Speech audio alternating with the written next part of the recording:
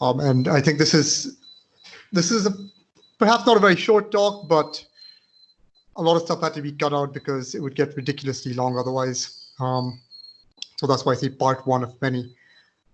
So here's kind of what the talk is going to be about. First, I'm going to kind of introduce the problem of learning dynamical systems and sort of go into why that's important.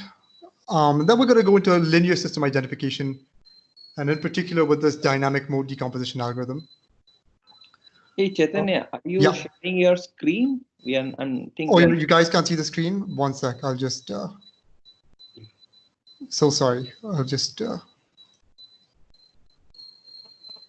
share that. So sorry. Okay, yes, we can. Can you guys see it now? Yes, yes. Awesome. Okay, so like I said, first introduction, and that's the motivation. So why do we need to do this kind of thing? What are dynamical systems? We'll spend a couple of minutes on that. What is the linear system? How do we identify it? And what is the dynamic mode decomposition? And as you'll recall from the summary, it's kind of like PCA for linear systems. And then we're going to go to nonlinear systems, why they're hard, and why it's interesting to kind of lift nonlinear systems to spaces where they're linear. Then we're going to do a bit of functional analysis and talk about Koopman operators. Then we'll go into extended dynamic mode decomposition, which is sort of an extension of the linear system to certain nonlinear systems, which we can represent in appropriate ways, right? And then we'll go into some, not so much conclusions, but sort of what is going on in the field and what are some open questions and what are potential avenues for research in this, okay? So without further ado, let's begin. Oh, and before I forget, if you have any questions, any comments, any doubts at any time, feel free to chime in. And let's make this as interactive as we possibly can. Okay, so let's begin. So first off, what are the dynamical systems? So there are a lot of things that move and change in time that we may not have models for, or have models that are unwieldy because they're really complicated. You can't do stuff with them, and stuff, I mean a number of things, stimulation, analysis, control, even numerical integration to sort of do simulation may not be possible with the models that we get from first principles, or they may be imprecise. So what you can think of is sort of the governing model for a drone. If you can write down sort of a 12-state equation differential equation pretty easily, but you're not going to exactly know the inertia. You're not going to know the efficiency of the motors. You're not going to know how, whether things are balanced and all of that. So there are a lot of examples of this. Fluid flows is a particularly powerful one. Robotic systems, soft robotics in particular, real-world components. So your motors don't work exactly as well. The inertia mass may not be perfectly evenly distributed. Financial markets, climate science, brain models, all of these things are really, really hard to model. But what we can do is, what if we can take measurements of these things? So we have like some kind of fluid flow, and it's sort of, and you take a sort of a snapshot of it at each time step. So like every 10 milliseconds, you take a snapshot of a drone. You can take, you take as flying about, you take sort of a snapshot, and by a snapshot I mean, okay, velocity, your roll pitch, your angular velocities in all those directions, and x, y, z velocities, and so on. And at each millisecond, you sort of take a picture like this, right? So you get sort of almost like a sequence of slides, like a sequence of frames in a video, right? And these are trajectories that you're sort of sampling these trajectories. Okay, so now I'll explain what these are in a bit more detail now. So first off, what is a dynamical system? So for the purposes of this talk, dynamical systems are systems that change with time, though of course they can change in space as well. These are partial differential equations. So as I said, these are modeled by differential equations of various varieties. Ordinary differential equations are what you might have seen in an undergraduate differential equations class, which is dx by dt is some f of x of t. So a linear system would be dx by dt is equal to ax of t, right? So something like that. Okay, so it can be finite dimensional or infinite dimensional. So finite dimensional means you only have a finite number of variables in your differential equation. Or the solutions, rather, can be represented in a finite dimensional space. Infinite dimensional is slightly more difficult, but there's still a lot of good work that's old work. Now, the good, probably about 80 or 90 years of work on these kind of things. So partial differential equations, pretty much all of quantum mechanics, plasma flows, fluid flows. And you can kind of approximate these with ODE, so that's why we're just going to focus on them for today. So examples, heat convention, this is a PD. Fluid flows, again, PDs or ODs. Robotic locomotion, this is almost entirely ordinary differential equations. Climate models, again, partial differential equations and ordinary differential equations. Sorry? Is there a question?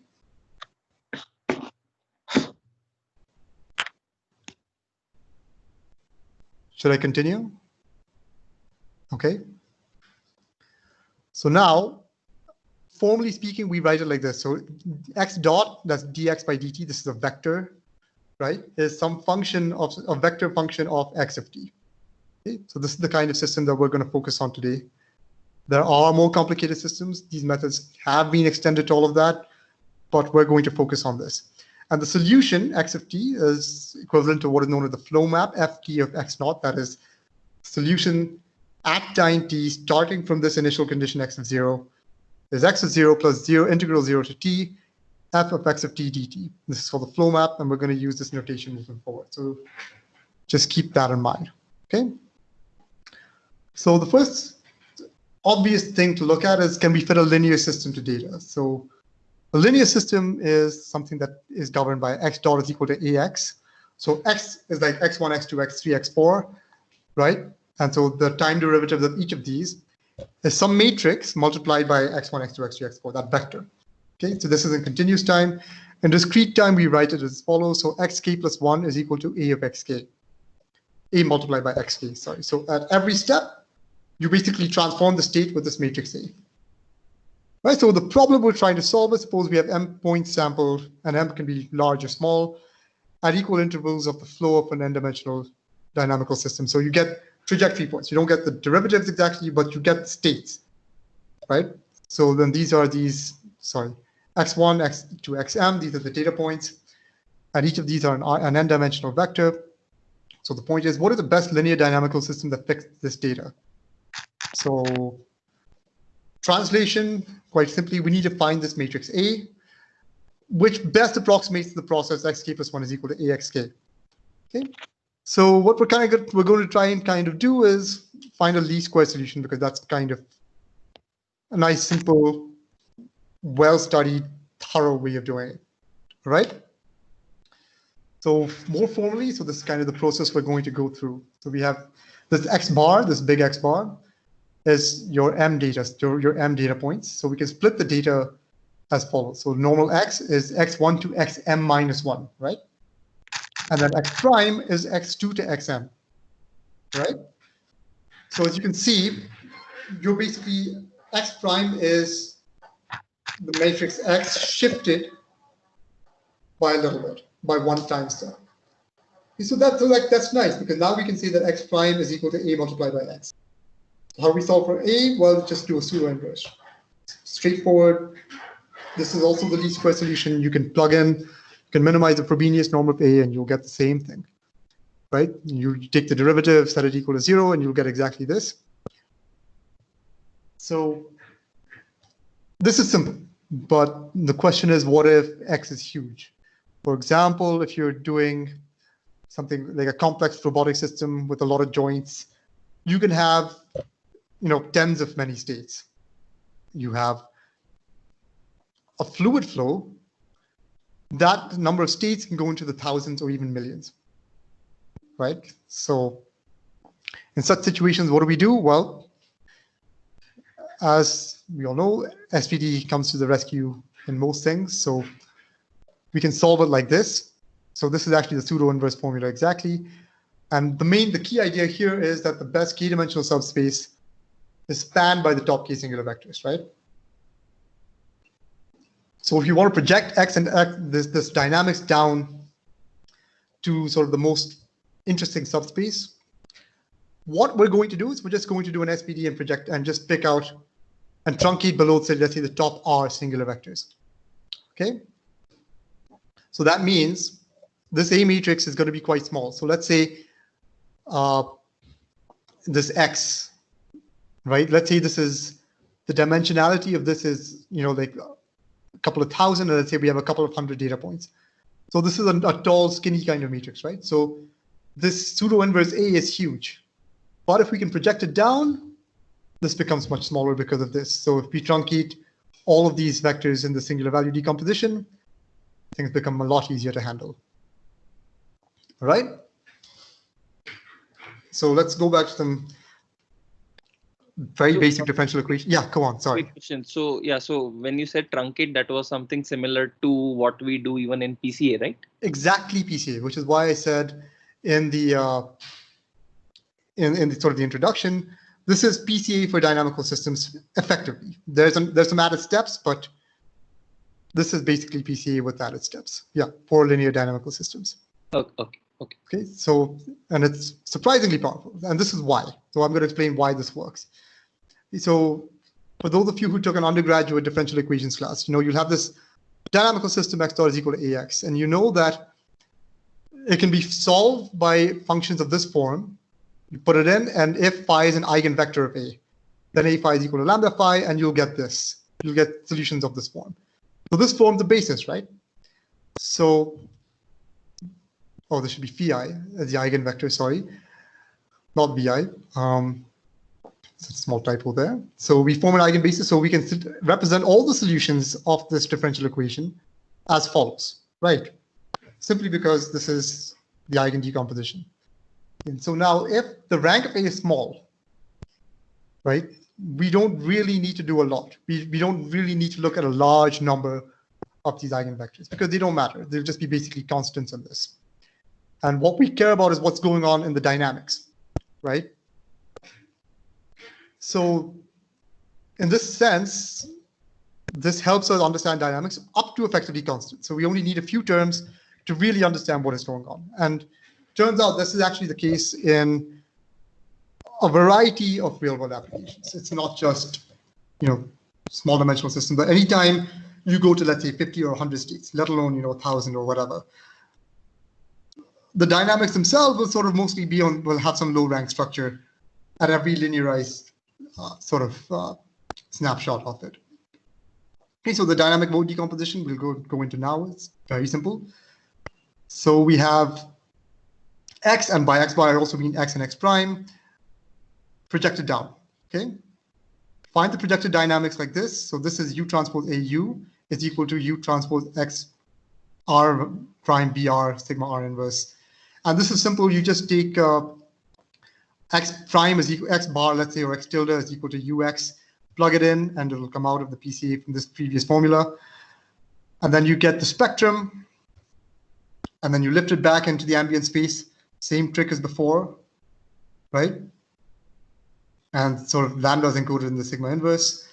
You get these W. And now what you get, the key is you get these modes. Okay? The algebra is not really important, but the key is getting these modes over here. So now this tells you how different things evolve, right? And this gives you a lot of insight into what is going on where. Because remember, these are systems that are evolving in time, like a fluid flow. Now this allows you to separate specific components of these flows, okay? And this is apparently incredibly powerful in a lot of systems which are very complex, like neuroscience, which are OD-driven models, which are very large, network control systems, and even things, and especially things like soft robotics. There was a paper in ICLR this year, which was actually a spotlight talk that uses sort of the extension of this algorithm to pretty remarkable success, okay, for controlling soft robots. So one thing to kind of think about is that you're actually getting disentangled features of the learned dynamics, if that makes any sense, right?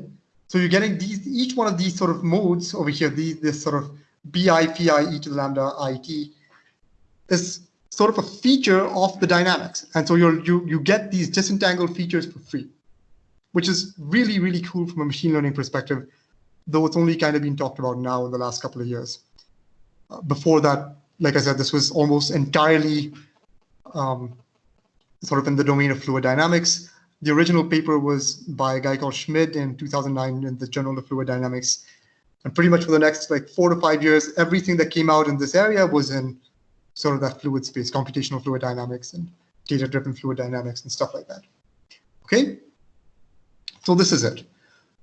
So now the next question is, can we do control? Now control is sort of one of the big tasks of engineering.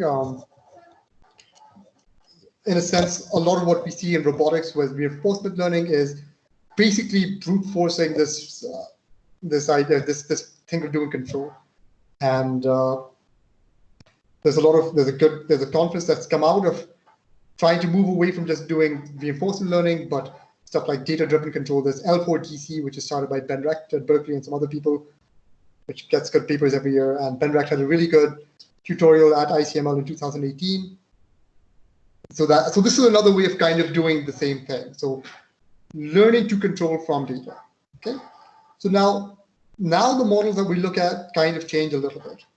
So we've got this x star is equal to ax, but we add bu, right? Or k plus 1 is equal to axk plus bu. Now uk is the control system, the control signal, and the point is we want xk to either go to 0 as asymptotically or track some kind of signal, some other function, what have you. So for the purpose of this talk, let's just assume that what u is trying to do is force x of t to go to 0 as time goes to infinity. Okay, so stabilizing. All right. So quick question. So what does that mean? So you want at equilibrium xt to go to 0. So what so asymptotically. So let's say xt is, so let's say 0 is an equilibrium, right? So this could correspond to something like keeping an inverted pendulum sort of balancing on the tip of your finger. This corresponds to the idea of a drone hovering in place, right? It's sort of the mathematical formulation of that idea. So it's not exact. I mean, so x doesn't exactly have to be the state itself. It can be, roll pitch yaw minus the desired roll pitch yaw, right? So okay. So you're trying to drive that quantity to 0, right? So this is kind of what it is. Okay. Mathematically, it makes a lot of sense to just assume that you're trying to drive something to 0. And there's a lot of, and again, this is one small fraction of what control is capable of doing, right? So for example, I could say that I want to track, so I want my drone to follow a certain path, right? So I don't know if you saw this, but when the guys at RBC were working on UWB-based localization, he had a drone fly in a precise square. So to make sure the drone follows that square is a control problem, and it's a fairly standard kind of control problem. Mm-hmm. But effectively, you're doing the same thing. You're trying to find a u that takes some state or some function of the state, like x of t minus, that particular line to 0. Okay, that's all. Okay, and so same principle follows from DMD, which is to say you get your x and you get your x prime. Now, the only difference is we now need this input data. And one thing that's interesting about this method is, unlike, and this is not a new problem. This is a problem that people have worked with for at least 30 years. But what's nice about this method is there are no restrictions on what you can do with these, right? With these u's. You can do whatever you want. And for various technical reasons, previous methods don't actually allow you to do that. But going to that would take too much time, and we're already almost half an hour in. Okay, so now first, let's kind of change things up a bit. So we have xy, omega is xy, which is the set of inputs and states, and g is ab. Okay, so x prime is equal to g omega. Okay, you see why? So you have this x prime, ax plus by, which is basically stacking all of the vectors in this discrete time dynamical system for each of your data points. We do the same thing. We do an SPD reduction, but now we basically split it up into the input and state data. And so with a little bit of algebra, you get AB is equal to this messy SPD kind of thing over here. Oops, and there should be a space after this. I'm so sorry, after U1 transpose. There should be a space there. It's a typo. Very sorry. And the same thing here. That's approximately equal to this, which is the truncated versions. And so we care about the evolution in the output space. Same trick as before. You lift it back up. And you get dynamic modes now with control. Okay, and now you can do control. You learn these AB, so now you can do the control on this learned dynamical system, and you can also look at the modes as they evolve for different or for your control signals. Okay, so the DMDC algorithm, straightforward, same thing as before. We just get then this should be W and not U prime. We identify these truncated versions, we solve the eigenvalue decomposition, and we move back up. Okay, and so our outputs are the truncated dynamics as well as phi. Okay, and so we can control this and then map everything back to this phi space, and that's why it's kind of useful. But this is still only linear, and so this takes us to the drawbacks of this method. So first off, if you're trying to fit a nonlinear system to data, right?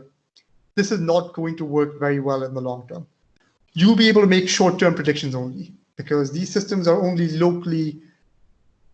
approximated well locally around each sort of time step.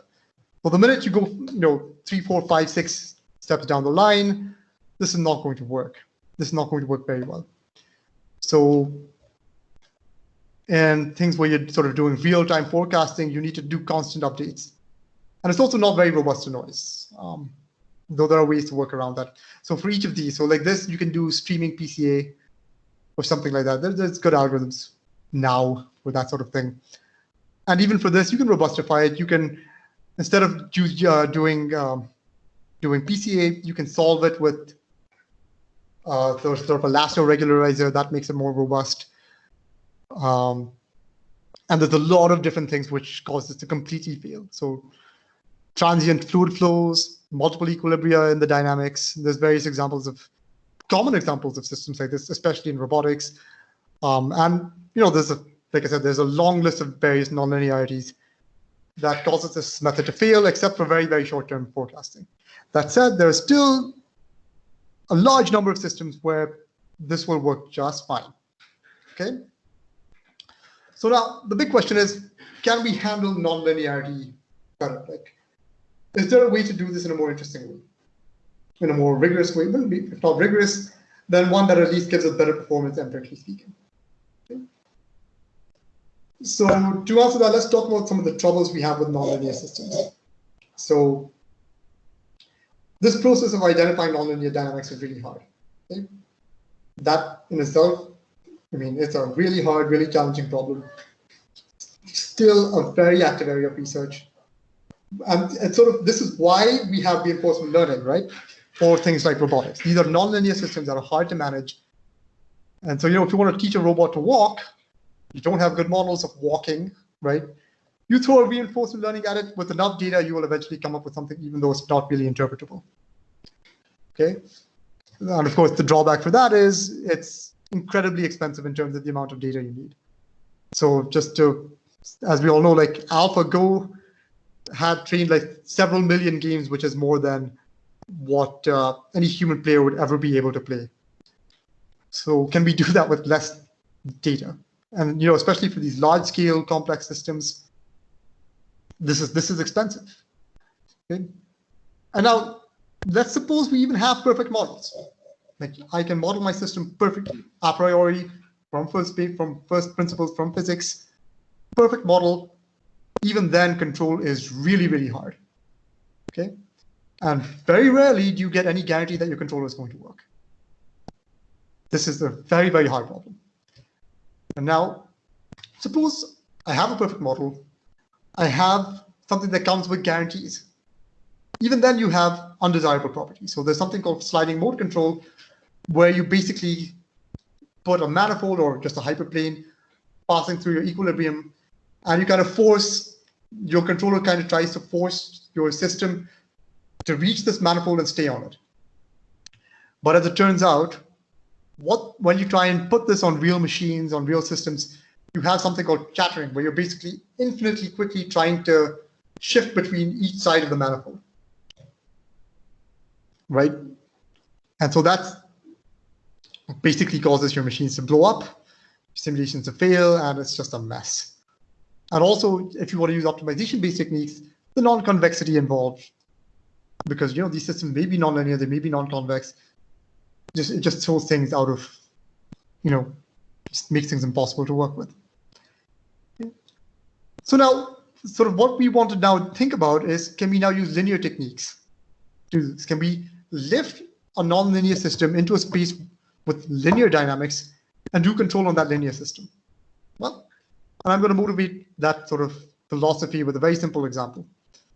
So we have this x1 dot, x2 dot, right? It's a very simple, it's linear in x1. So x1 dot is just equal to mu multiplied by x1 plus nothing over here. x2 dot is some lambda with this x2 minus x1 squared. This is nonlinear, it's quadratic. But I add a control signal over here to x2, okay? So what we can do with this particular system is we can lift it to y is equal to y1, y2, y3, that vector is equal to x1, x2, x1 squared, okay? And now what we see is that y dot, y3 dot is equal to x1, x1 dot is equal to 2 mu x1 squared, which is equal to y3. So it's equal to 2 mu y3. So now what you get is linear dynamics over here. So we have y1, y2, y3 dot. You have a nice matrix over here. And you have y1, y2, y3, which is nice and linear, 0, 1, 0. Now we can do control on this. So let's take a classic, infinite horizon continuous time LQR. This is one of the classic problems of optimal control. That's now, I think, about 70 years old. So QR is positive semi-definite matrices. Here in this Y space, Q is the identity on the top two block and there's 0 on the bottom. So actually it's not quite right. R is just 1 because there's only one control input over here. So we want to pick control signals of the form ky of t, u of t is equal to ky and t. So this is also solution to the Hamilton-Jacobi-Bellman equation, which is what solves this kind of problem. So what you get is you get a controller of this form minus k1 x2 minus k2 minus k1, this should be x1, sorry, minus k2 x2 and minus k3 x1 squared. This is an optimal nonlinear controller. Now, what's really interesting is seeing why this is useful. So look at the cost, the far right picture over here. When we just use a linear controller where we don't account for the nonlinearity, you still get stabilization, but it's very hard. And what happens is that you get this. This cost is quite a bit higher than what you get if you use the optimal nonlinear controller, right? And if you'll notice, the optimal cost also stabilizes a lot earlier, which means that you have reached the equilibrium a lot earlier than you would with just an LQR and not caring about the nonlinearity. Now, if you look at the x1 and x2 plot on the far left, you'll see that there's a lot less variation. The curve goes to the equilibrium much more quickly. So this really motivates it in a powerful kind of way. Okay? But now this is not always possible. So if you recall from the first talk after the restart, we did polynomial regression. So what if we could model our dynamics with the polynomials? So we say x prime is some polynomial of x, so we shift the matrix with the polynomial map. So polynomials are nice because we can parameterize them linearly by the monomials. So we can say this is some matrix P multiplied by z sub d, where z is a vector. So now you're mapping this X matrix where you have m data points and n rows, right? So it's m data points and n plus d choose d rows. So this is a lot of monomials. So it's a bit large, it's a lot larger, but it's still linear in this. So we can find this polynomial, simple enough, same least squares. You can add a lasso, regularizer, or do whatever you want with it. But the problem is this doesn't work that well, okay? There's some papers from Princeton, so Amar Ali Ahmadi's group over there. So these don't work well, but you can add, shape constraints. You can say that, okay, the derivative here should be positive. It should be positive on this set, so on and so forth. But that means you need to solve those constraints with sum of squares programming, which requires the solution of an STP. which is already n cubed in the number of variables, and now the number of variables increases exponentially with, or factorially with the number of, with the degree of the monomials. So this is a no-go. And worse yet, still requires us to do control in the nonlinear space. Okay. Oops.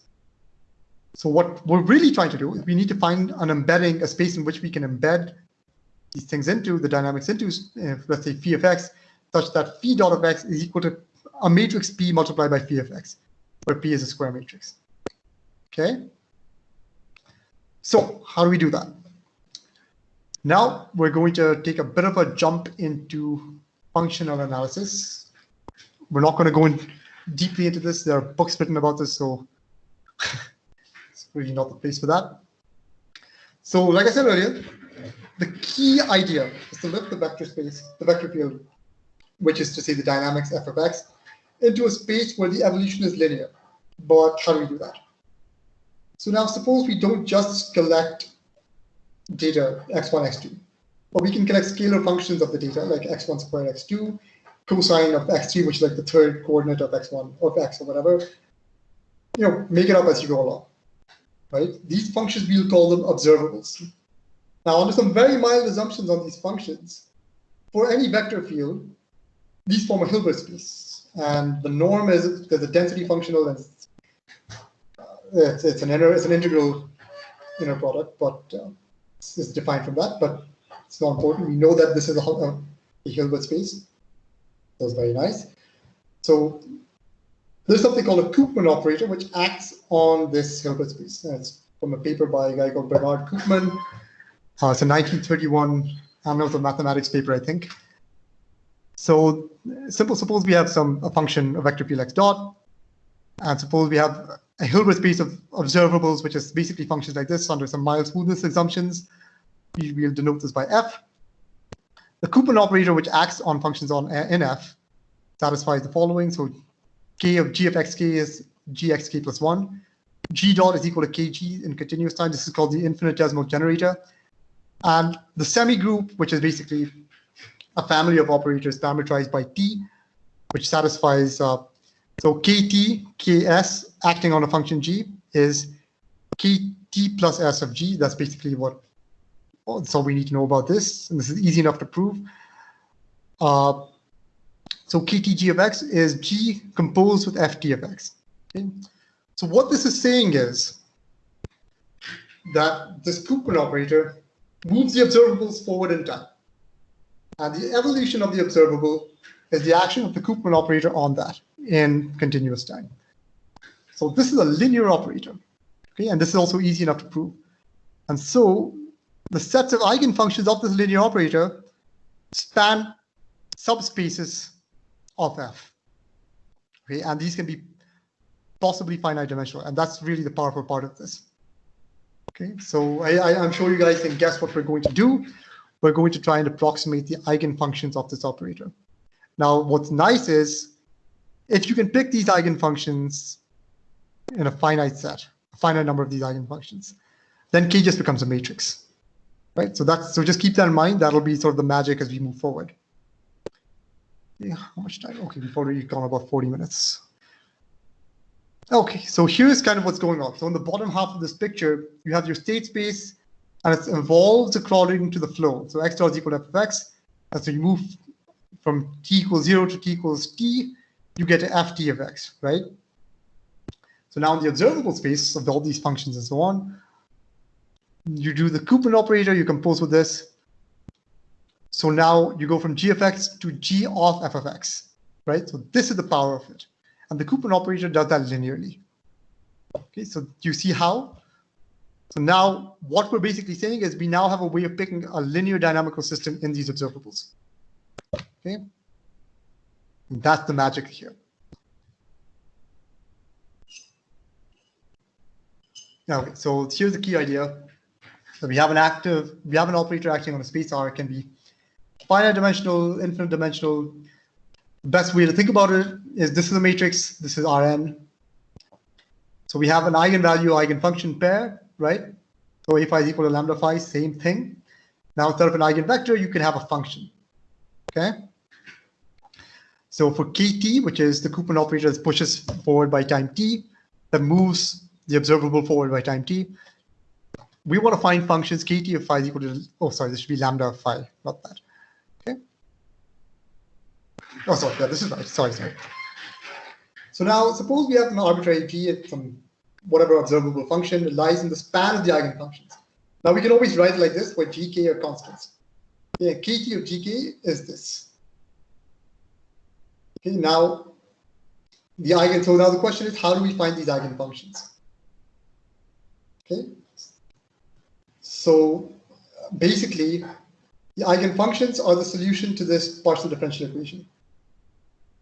So we get this from this over here. Okay. Now, like I said earlier, if this is finite, if the collection of eigenfunctions is finite, K can be approximated with just a matrix.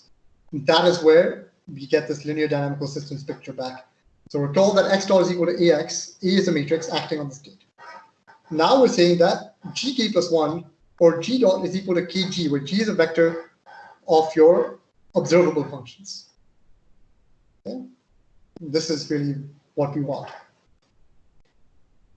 So now we'll go into what is known as the extended dynamic mode decomposition algorithm. And this is what we really want to do. So suppose we're given x and x prime as usual, and now we add the added information we get is a dictionary of these observable functions. Okay, so g1 to gk, like polynomials, radial basis functions, some mix of the two, whatever you want. Okay, so we have for each sort of xi, we generate a vector g of xi is equal to this. Matrix becomes g. Sorry, the vector we just called g for simplicity's sake. So we approximate the eigenfunctions when you're not sorry, let me restart that. So we generate these vectors g. If we just take g of x, right, it's just g1 of x, so this is a vector valued function. It's a row vector. So now we approximate the eigenfunctions as follows: phi is equal to ak gk. And so this is g multiplied by a, which is also a vector, right? Or just look at the inner product of GA. So row multiplied by column, right? So now that means K phi is equal to G of KA, right? Plus some error, because we may not be able to get eigenfunctions exactly. Okay? This is sort of the big challenge of this method.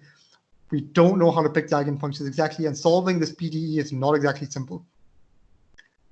All right. Now, we need to find a k that minimizes the mean square error of this of R. Right? So R is this. So now so k star is argument over k, R of xk. Now this is equal to k phi minus g of ka. Now this, as we know, becomes this, decomposed with f of xk, right? Minus g of xk multiplied by k, blah, blah, blah. So this is g of yk, or this is x prime of k, I guess, where y is an x prime. Sorry, that's a notational, screw up. Minus xk of k. And this is now solvable. This is very tractable because we know what g is. We have all these matrices and vectors and so on. All right. So this is for each k. We have to do this. So this is a sum. Oops. And now the least square solution is C dag pseudo inverse A. C is equal to this matrix here. A is equal to this matrix here. You can represent your eigenfunctions like this, which is the eigenvectors of A multiplied by G, where remember G is sort of your, it's just the vector without any of these xi's in there. So it's G of x. Okay. Now we need to represent the dynamics in terms of the dictionary. You have phi as these eigenfunctions over here. Okay, so we can write, okay, so first off, let's write x as G multiplied by B. May not be doable. If it is, great. Where you're basically trying to eliminate everything else. So this is, again, a least square sort of problem. This can be solved quite easily.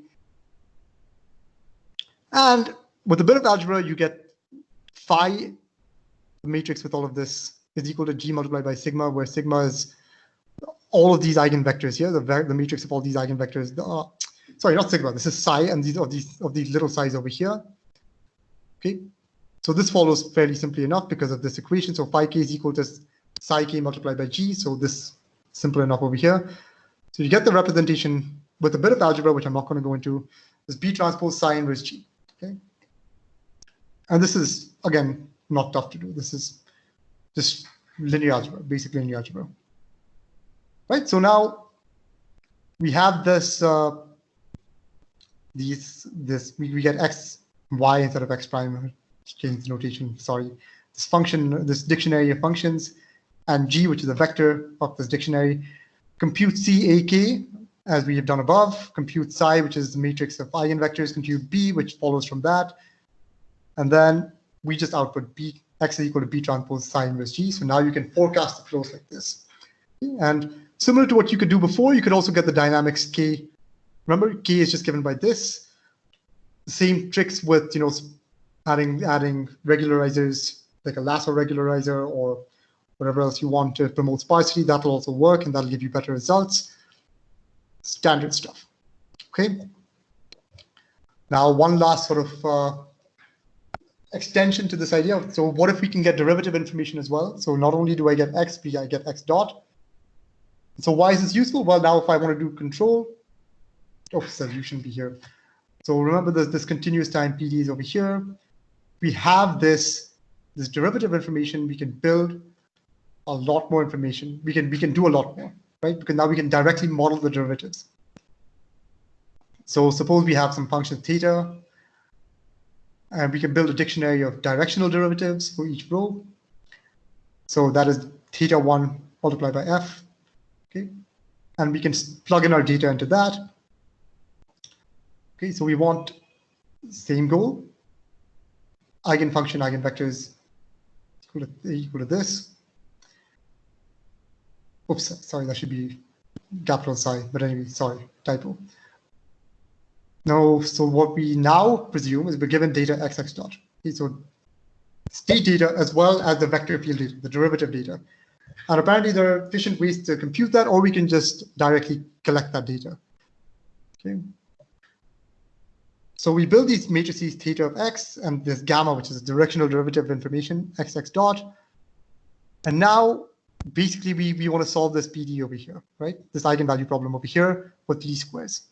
So you see, this is the gamma part. This is the Koopman part. This comes from the Koopman definition earlier, right? From the operator definition.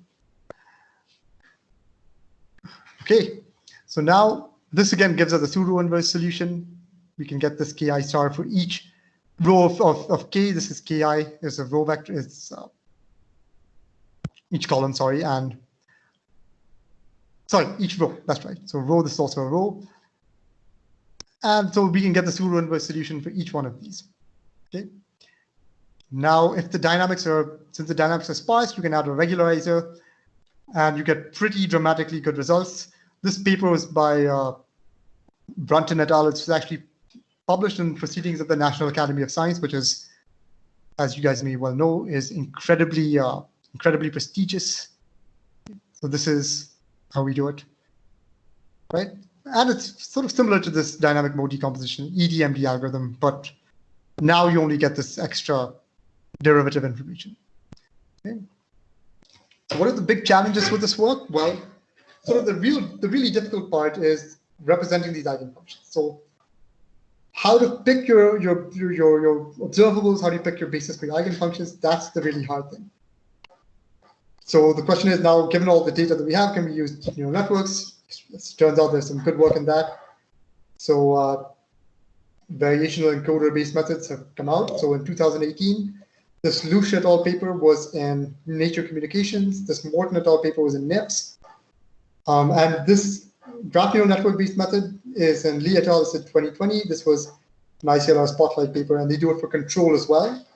And they show that they get really, really good results on controlling what's it called? Soft robotic systems, like manipulating a rope, for example. So that can be do other control methods. I mean, beyond just this, LQR kind of thing, can be used Lyapunov-based methods with this sort of pole placement. Can be, do density function-based methods for control with this. Again, turns out yes. The answer is there's now some work coming into this. Okay, now, statistical guarantees, sample complexity, generalization of the models. How accurate are these models? How many samples do we need? Those are questions that are still broadly unanswered. There may be for specific cases some answers exist, but This would be an interesting kind of way to go about it. What about an online? How about updating your model online? Can you do a sort of a regret analysis for that with the control input as well? These are interesting questions to ask. Okay. Then safety critical control. This is something that's really a sort of a burgeoning field. So both in reinforcement learning as well as in control and in data-driven control, where you're basically trying to say, look, I don't want my drone to leave this area. I don't want my robot to, twist itself in knots trying to do something. I don't want this machine to blow up in my face. So this is something that's not really been touched. So this safety angle is something that Professor Shishir, who just joined CSA this year, has done a lot of really, really good work on. So can we now marry these two methods? So data-driven sort of identification with the sort of this Koopman-based approach, or just with a linear approach, and then can we then try and build systems which have some guarantees of safety? Okay, now, are there new applications, for example, LiDAR processing, which I think some of you guys might be interested in, traffic management, people counting in traffic, that kind of thing. Because this work these kind of techniques have been extended to video analysis. So can you pick out what are the dynamic parts in a video? That's actually been done. Okay. And what about disentangled representation? So what might be a cool sort of experiment to try is you pick a simple neural network with a couple of layers, and you, instead of mapping the weights, you map the activations at each training time. So that's your data. Your activations at training are basically a discrete time dynamical system that change according to how you update your weights. Now, based on that, can you pick out what are the features that are changing a lot and what are the features that are not changing? Should be doable, right? And another cool idea might be to look at black box or gradient-free optimization. You don't know your plant, you don't know your gradients, but you can kind of move around. You can sort of sample points in that space, or rather sample points that are the outputs of the function, and then do this kind of system identification plus maybe like a symplectic optimization that Mike Jordan's group and stuff come up with. Okay, so these are all sort of the potential of all of this. And I think that concludes the talk. It's been about 45 minutes, 50 minutes, I guess. So yeah, so any questions? Questions, comments, thoughts?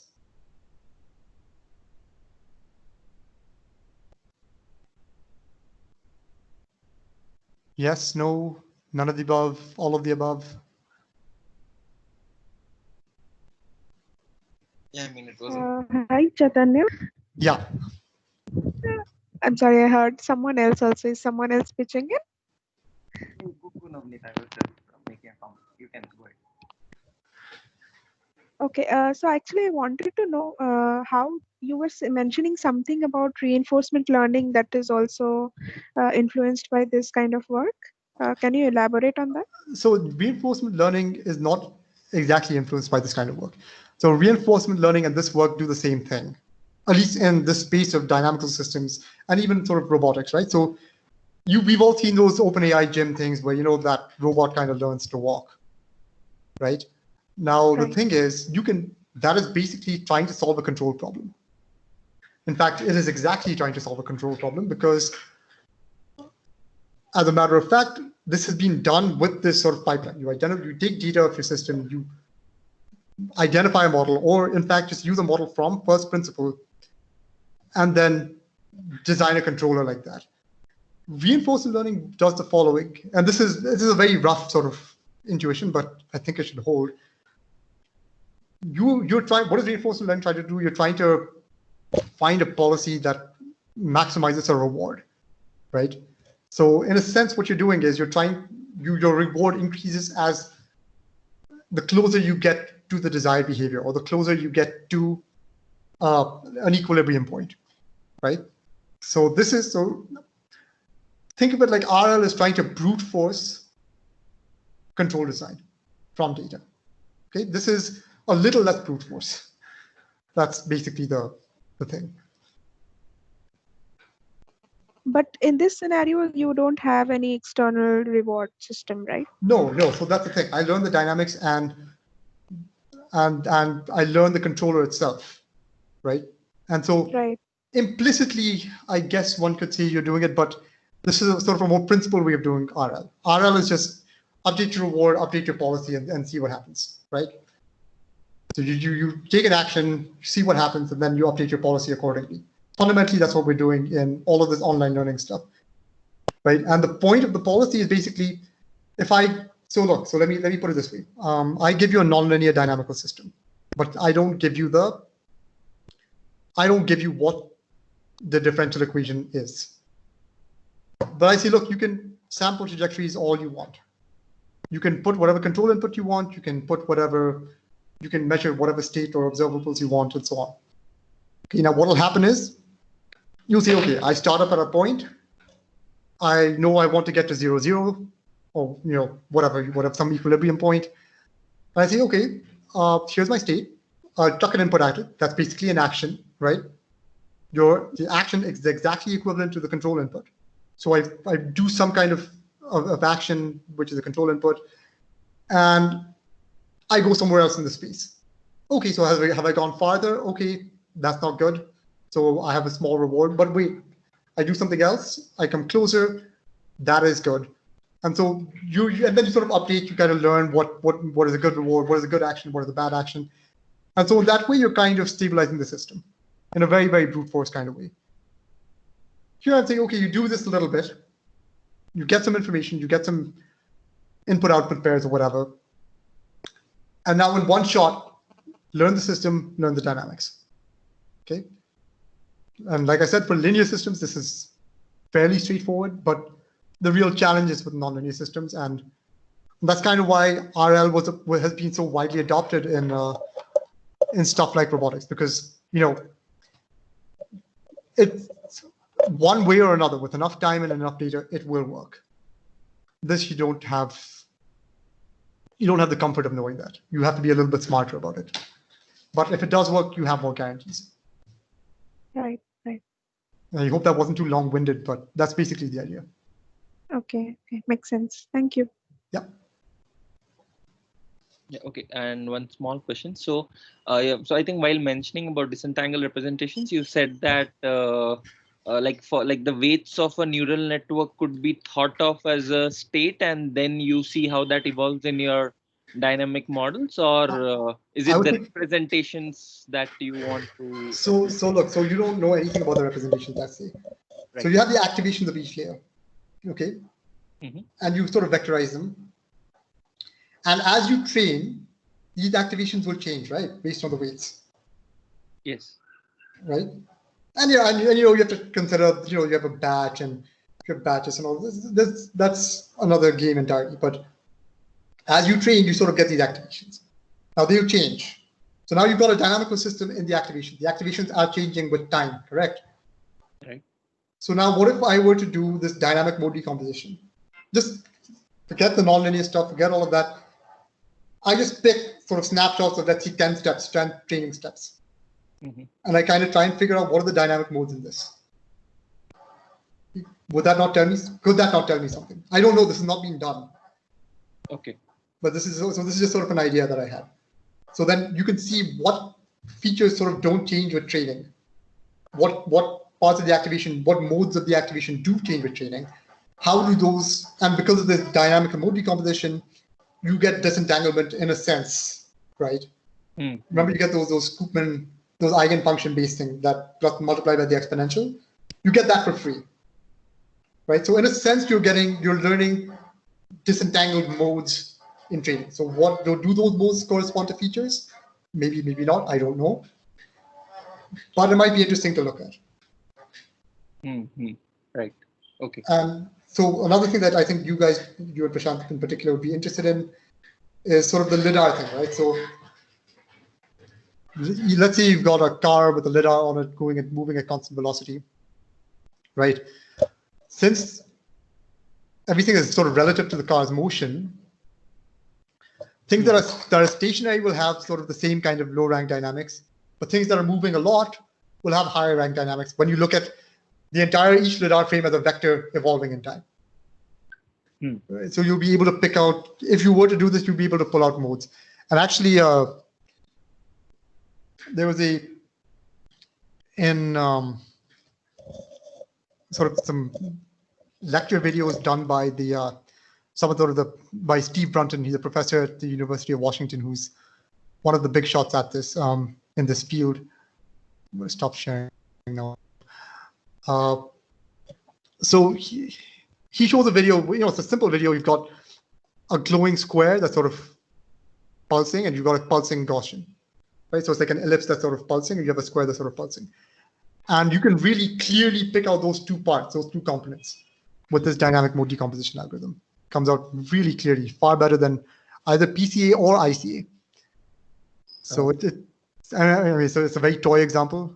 I wanted to actually code it up, but the code that they gave on their website doesn't work. So okay. I think they changed that example. But anyway. So any other questions? Comments, thoughts?